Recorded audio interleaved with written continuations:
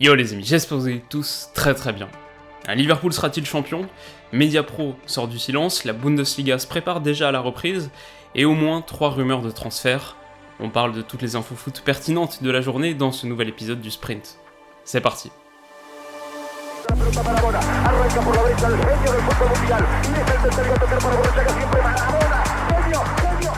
Alors on commence par la situation de Liverpool et par la perspective donc de voir Liverpool effectivement sacré champion d'Angleterre à l'issue de cette saison 2019-2020. Si la saison s'était poursuivie de manière régulière, sans interruption, peut-être qu'ils le seraient déjà à l'heure actuelle. On rappelle qu'ils ont 25 points d'avance sur leur dauphin Manchester City à une dizaine de journées de la fin. On rappelle aussi qu'ils n'ont pas remporté le titre de Premier League depuis une trentaine d'années environ, jamais à l'ère de la Premier League moderne, depuis 1992 et la formation de cette Premier League moderne. Voilà, c'est une problématique qui a pris encore un petit peu plus d'ampleur ces derniers jours, avec les déclarations du président de l'UEFA, Alexander Čeferin, pour un média slovène, donc il est lui-même slovène, j'imagine que c'est la raison. Pour le média slovène Equipa, il déclare « Ils obtiendront le titre d'une manière ou d'une autre ». Je ne vois pas comment Liverpool pourrait être laissé sans titre. Si la Première Ligue reprend, Liverpool va assurément être champion. Théoriquement, ce n'est pas encore fini, mais ils sont sur le point de le faire. Si le jeu ne reprend pas, nous devons trouver un moyen de fixer les résultats, d'attribuer des titres de champion. Et encore une fois, je n'imagine pas un scénario dans lequel le champion d'Angleterre ne serait pas Liverpool. Je comprends que les fans seraient tristes si le titre était remis dans un stade vide ou même dans les bureaux de la Ligue, mais l'essentiel est qu'ils obtiennent le trophée. Donc déclaration intéressante à plus d'un titre, déjà on peut imaginer qu'elle rassure pas mal de supporters de Liverpool. Ces derniers temps il y avait des bruits qui se faisaient entendre selon lesquels la saison devait être annulée si jamais elle ne pouvait pas être conclue. C'était presque une des tendances majoritaires qui se dégageait. La chose intéressante, c'est aussi que le président de l'UEFA, son avis n'est qu'un avis, il n'a absolument aucune autorité sur la décision qui sera in fine prise par la Premier League, par les clubs. Donc ça rassure, en même temps, ça ne veut pas dire grand-chose.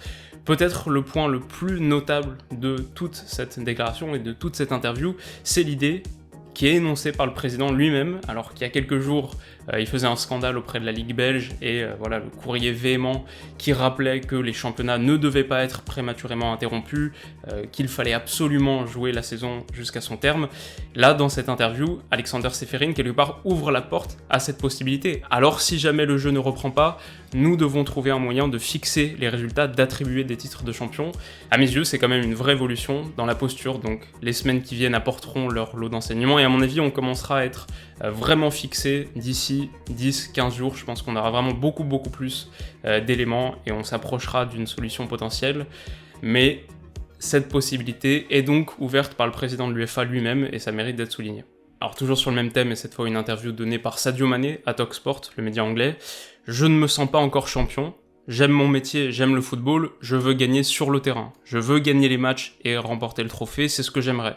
Vu la situation, peu importe ce qu'il arrive, je comprendrai. Ça a été difficile pour Liverpool, mais ça l'est encore plus pour des millions de personnes partout dans le monde. Des gens ont perdu des membres de leur famille. C'est la situation la plus difficile à gérer, mais bien sûr que c'est mon rêve de gagner.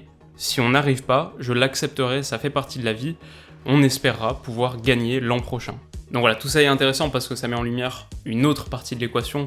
On a parlé du fait de gagner le titre, oui ou non, c'est une chose, mais comment est-ce que tu le gagnes? Alors, pour un joueur, du coup, on comprend que l'idéal, c'est de le remporter sur le terrain, devant ses supporters, ce qui fait aussi penser au fait que qui, dans l'histoire de la Premier League, mérite plus le titre, entre guillemets, que ce Liverpool 2019-2020, qui statistiquement est incroyable, peut battre le record de points de l'histoire de cette Premier League, peut dépasser les 100 points, et en même temps, qui aurait ou va gagner le titre de manière moins spectaculaire, plus terne, que peut-être un trophée distribué dans un bureau. Alors aujourd'hui, on rappelle que le championnat anglais est indéfiniment suspendu en attendant d'autres évolutions, et le plan le plus optimiste, celui qui est souhaité, c'est de reprendre la compétition en juin avec une fin vers mi-juillet. Donc ça semble difficile à tenir, mais c'est pour l'instant l'agenda qui est dans la tête des acteurs principaux. Selon Richard Masters, il y a évidemment, Richard Masters c'est le directeur général de la Premier League, il y a effectivement une dimension économique. Il dit « Nous risquons une perte d'au moins 1 milliard de livres si nous ne parvenons pas à finir la saison. » Donc comment la terminer? Ce sera sans doute à huis clos, même certainement à huis clos, et encore plus, ce sera sans doute sur terrain neutre. Donc si ça se produit, ce sera sur terrain neutre. L'idée, c'est qu'il y a la crainte, notamment chez les directeurs exécutifs de la Première Ligue, il y a la crainte de voir des scènes de forte affluence en dehors des stades si les rencontres se jouent dans les stades habituels, les stades de l'équipe qui reçoit par exemple. Il y a la crainte de voir des supporters agglutinés aux portes du stade, un petit peu comme les scènes qu'on a vues après Paris-Dortmund, des scènes qui inquiètent donc les responsables en Angleterre. Donc voilà, c'est une situation intéressante parmi les championnats arrêtés et parmi les situations qu'on connaît liées au contexte de pandémie. C'est peut-être la plus intéressante, bien sûr la dimension économique est fondamentale, mais aussi sportive, morale, historique. Il y a aussi l'idée, à mon avis, que la décision que prend la Première Ligue, quelque part fixe une ligne de conduite pour les autres. Ça reste le championnat numéro 1 aux yeux de beaucoup, ça reste un championnat qui imprime des tendances, donc en quelque sorte, certains yeux sont rivés sur la Première Ligue et attendent de voir quelles décisions sont prises en Angleterre. Et peut-être un parallèle intéressant à faire avec ce qui se passe en Écosse, donc juste à côté, mais situation et réalité au pluriel totalement différentes. En Écosse, donc, l'UEFA a dit que c'est trop prématuré pour abandonner le championnat. L'UEFA a dit ça à la Belgique et à l'Écosse qui l'envisageaient. L'UEFA dit que cette décision est trop prématurée avant le 23 avril. Donc la date du 23 avril, à partir de ce moment-là, selon l'UEFA aujourd'hui, on peut commencer à admettre que des championnats soient arrêtés, figés. Même la déclaration de Ceferin dont on a parlé tout à l'heure, quelque part l'évoque ou met cette idée sur la table. En Écosse, du coup, l'idée ce serait d'arrêter le championnat tel quel, en figeant les places, avec un système de moyenne de points par match, mais ça changerait quasiment rien aux places actuelles. Il y a 12 équipes qui évoluent en première division en Écosse et il faut que 9 soient d'accord pour figer le classement actuel. Ça signifierait donc que le Celtic serait champion et que les Hearts redescendraient, donc seraient relégués. Alors 9 sur 12, un vote qui demanderait 9 sur 12. Alors les Hearts sont pas d'accord pour des raisons évidentes et les Rangers sont pas d'accord non plus. Peut-être parce que ça sacre le Celtic d'emblée, même s'ils ont une avance assez confortable.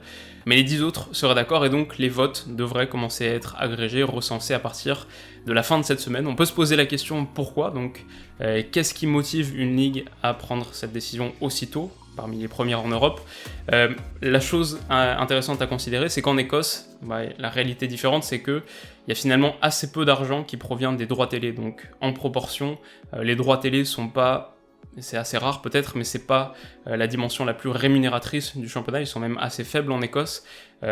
C'est Romain Molina qui en parlait dans une vidéo il y a quelques jours, il rappelait le fait qu'en Écosse, ça c'est incroyable, 48% des revenus proviennent directement des jours de match, donc billetterie et tout ce qui est lié au match day income.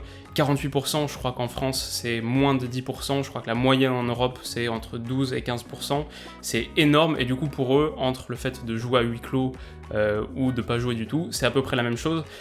L'objectif et la raison pour laquelle c'est intéressant d'arrêter le championnat aujourd'hui, de fixer les places telles qu'elles sont, c'est de pouvoir toucher tout de suite les revenus liés au positionnement. Donc c'est pareil dans tous les championnats, en fonction de ton classement, tu gagnes un certain nombre de millions d'euros. En Écosse, apparemment les clubs en ont vraiment besoin, on s'en doute pas des grosses réserves de trésorerie, un peu comme partout en Europe, et du coup c'est là-dedans que réside leur intérêt, d'arrêter le championnat tel quel et donc de distribuer cet argent. Alors par rapport à tout ça, encore une situation très différente, cette fois en France, et c'est l'équipe qui en parle peut-être en une ou en tout cas dans ses articles principaux, c'est tout l'imbroglio autour du paiement des droits télé et du positionnement récent de Mediapro, donc le directeur général ou président de Mediapro, Jaume Roures, a parlé à l'équipe et a donné son positionnement et son avis sur toute la situation qui entoure le non-paiement de la fin des droits télé par Canal et beIN à la Ligue 1. Et donc, selon lui, cette décision d'arrêter de payer est erronée pour deux raisons. La première, c'est qu'au minimum, il y a des matchs déjà diffusés qui n'ont pas été payés, alors que la situation actuelle impose de faire des efforts. S'il y avait une bonne foi contractuelle, ils auraient versé la partie correspondant au match diffusé. Il faut aider la Ligue et les clubs dans cette situation, on ne peut pas en profiter pour les mettre dans une plus mauvaise passe. Donc bon, jusque-là c'est surtout de la posture, peut-être que c'est quelque chose qui est quand même plus facile à dire quand c'est pas ta boîte qui doit payer. Je me souviens des propos d'il y a quelques jours de Maxime Sada à la tête de Canal+, qui disait « Canal n'est pas une banque, Canal n'est pas la banque de la Ligue », et ça aussi ça me semble être une posture plutôt cohérente. Là où ça devient intéressant par rapport à Jaume Roures, c'est quand il évoque la saison prochaine. Il faut finir 2019-2020, si cela implique un décalage de la saison 2020-2021, on va s'adapter. On parle avec la Ligue, ils veulent démarrer la saison, donc la saison prochaine, fin août ou début septembre. Si ces délais sont tenus, on va verser l'argent que l'on devait verser en août. Mediapro paiera la Ligue. Il évoque aussi la possibilité de reprendre les droits télé pour la fin de saison en cours, donc quelque chose qui n'est pas prévu dans le contrat initial, mais un positionnement plutôt fort. Et les réponses que ça a déclenché du côté notamment de Nasser, à la fois à la tête du PSG, mais de beIN Sport en France, donc position un peu particulière comme on l'a vu ces derniers jours, mais sa réaction en tout cas de président est intéressante. La confirmation par Mediapro du respect de ses engagements pour la saison prochaine est une très bonne nouvelle. Nous travaillons tous pour que les meilleures conditions soient réunies pour faire de la prochaine saison un accord gagnant-gagnant pour tout le monde. Leur proposition de diffuser les 2 derniers mois de championnat est encore une meilleure nouvelle et nous devrions l'étudier. L'article parle d'un Nasser Al-Khelaifi peut-être un poil ironique dans sa réaction, donc ne croyant pas totalement les propos de Roures. C'est quelque chose qui reste pour l'instant du registre de la discussion et de la palabre, mais c'est un des points les plus fondamentaux pour la saison prochaine et pour les suivantes. Alors avant de finir sur une dernière info, 3 rumeurs rapides de transfert. La première, c'est celle qui unit Kai Havertz au Bayern Munich selon Marc Barenbeck de Sky en Allemagne. Hansi Flick veut Havertz et Havertz veut rejoindre le Bayern. Donc on peut penser que le Bayern est plutôt bien doté sur ses postes offensifs, mais on sait que le club est toujours intéressé par le recrutement des meilleurs Allemands, donc on peut imaginer que c'est plausible, à voir comment tout ça s'articule par rapport à la volonté de prendre par exemple un Sané ou un Werner aussi, on verra. Deuxième chose, Godin va quitter l'Inter, ou en tout cas pas loin de quitter l'Inter, selon Fabrizio Romano, il devrait quitter l'Inter après avoir eu des difficultés à s'adapter au système de Conte, peu de temps de jeu, beaucoup de temps passé sur le banc, et l'Inter pisterait avec insistance le défenseur du Hellas Vérone, Marash Kumbula, qui fait une saison incroyable, peut-être le meilleur défenseur U20 en Italie en ce moment. Donc à voir. Troisième point, c'est Angelino, donc le défenseur gauche ou piston gauche du côté de Leipzig, qui fait une très bonne saison en prêt à Leipzig, mais qui apparemment voudrait retourner à Manchester City, donc le club qu'il prête, pour s'insérer durablement dans le 11. On peut imaginer que c'est quelque chose de possible, c'est pas comme si c'était le poste où City était le mieux fourni. Est-ce que Leipzig peut payer sa clause libératoire de 30 millions d'euros? Selon les informations, ce serait pas le cas, donc à voir comment tout ça se déroule, mais c'est sûr qu'il y a un futur pour Angelino dans un grand club européen. Peut-être que ce sera donc Manchester City. Et donc pour conclure cet épisode, le tout dernier point, c'est le dossier du côté du New York Times, super intéressant sur la Bundesliga, sur la manière dont la Bundesliga s'adapte à tout le contexte pandémique qu'on connaît, et comment est-ce que la Bundesliga veut reprendre bientôt. Donc c'est des propos qui sont donnés par Christian Seifert, le chief executive de la Bundesliga, et qui explique que des plans sont en train d'être mis en place. Alors l'Allemagne fait partie des pays qui sont sévèrement touchés par le coronavirus, donc 4e pays en Europe en nombre de cas, plus de 107 000. Après, ils testent énormément aussi, et leur système de santé absorbe super bien le choc, donc un petit peu comme ce qui s'est passé en Corée du Sud. Eux n'ont pas eu de problème avec l'idée d'aplatir la courbe, donc voilà, le sport commence déjà à reprendre, les 36 clubs ont déjà repris l'entraînement dans des conditions aménagées, on parlait d'il y a quelques jours, le Bayern avec des groupes de 4 ou 5 qui s'entraînent, précautions spéciales, etc. Mais voilà, c'est un pays dans lequel le football est déjà en train de reprendre, on prévoit déjà la suite. La Bundesliga estime que pour un match, il y a un besoin de 240 personnes pour animer un match, donc joueurs, entraîneurs, staff, équipe de production, arbitre, etc. 240 personnes pour animer une rencontre de Bundesliga. Je sais pas, c'est un chiffre que j'avais jamais eu en tête. Combien de personnes est-ce qu'il faut au minimum pour pouvoir jouer un match de foot professionnel dans une des top divisions d'Europe? Quelque chose auquel on pense pas en dehors de ce contexte, donc c'est aussi une information que je trouvais valait la peine d'être soulignée. Et donc voilà les amis, c'est la fin de cet épisode du sprint. J'espère vraiment qu'il vous aura plu. Si c'est le cas, n'hésitez pas à mettre un petit pouce bleu, ça m'aide. Et ça m'aide aussi de vous abonner à la chaîne si tout ça vous plaît et si vous voulez pas rater les prochaines vidéos, donc n'hésitez pas. D'ici la suite, je vous souhaite de passer comme d'habitude une très bonne journée, une excellente soirée, prenez soin de vous et de vos proches surtout. On se dit à très vite, bisous.